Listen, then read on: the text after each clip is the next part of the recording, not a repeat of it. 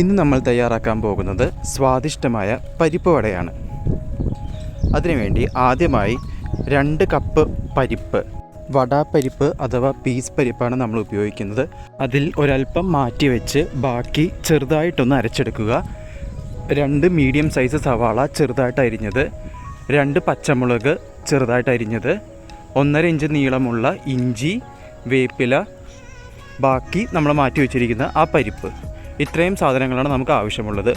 ഇതിലേക്ക് 1/2 ടീസ്പൂൺ മഞ്ഞൾപ്പൊടി, 1/2 ടീസ്പൂൺ മുളക് പൊടി, ഇത്രയും ചേർത്ത് എല്ലാം നല്ലപോലെ കുഴച്ചെടുക്കുക.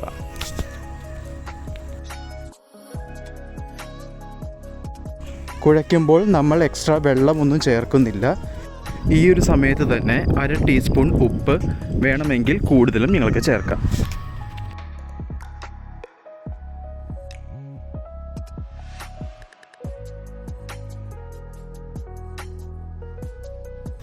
നമ്മളുടെ മാവ് ഇവിടെ തയ്യാറായിട്ടുണ്ട്.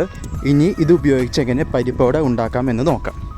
അതിനായി ഒരു പാൻ സ്റ്റൗവിൽ വെച്ച് ചൂടായി വരുമ്പോൾ അതിലേക്ക് വെളിച്ചെണ്ണ ചേർക്കുക. വെളിച്ചെണ്ണ ചൂടാവുന്നത് വരെ കാക്കുക. ഒരു കപ്പിൽ ഒരല്പം വെള്ളം എടുത്ത് മാറ്റി വയ്ക്കുക. നമ്മളുടെ കൈപ്പത്തിയിൽ ഒരല്പം വെള്ളം തേച്ച് മാവിൽ നിന്നൊരല്പം എടുത്ത് ചെറിയ ഷേപ്പിലാക്കി എടുക്കുക. ഇനി തിളച്ച എണ്ണയിലേക്ക് അതിടുക.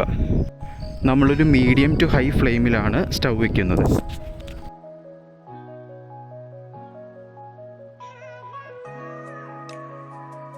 ഇതേ രീതിയിൽ തന്നെ ബാക്കിയും നമ്മൾ ഉണ്ടാക്കുകയാണ്.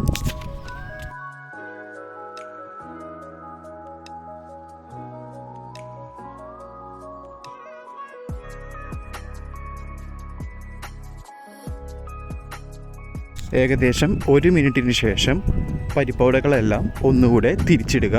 മറു സൈഡും അതേ രീതിയിൽ തന്നെ വറുത്തെടുക്കുക. മറു സൈഡും വെന്ത് കഴിയുമ്പോൾ എണ്ണയിൽ നിന്ന് കോരിയെടുക്കുക. ഇത്രയും ഉള്ളൂ. വളരെ നിസ്സാരമായി 3 മിനിറ്റിൽ നമുക്ക് പരിപ്പുവട തയ്യാറാക്കാം.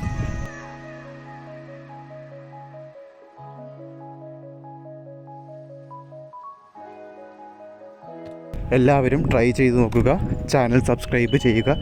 Thank you for watching.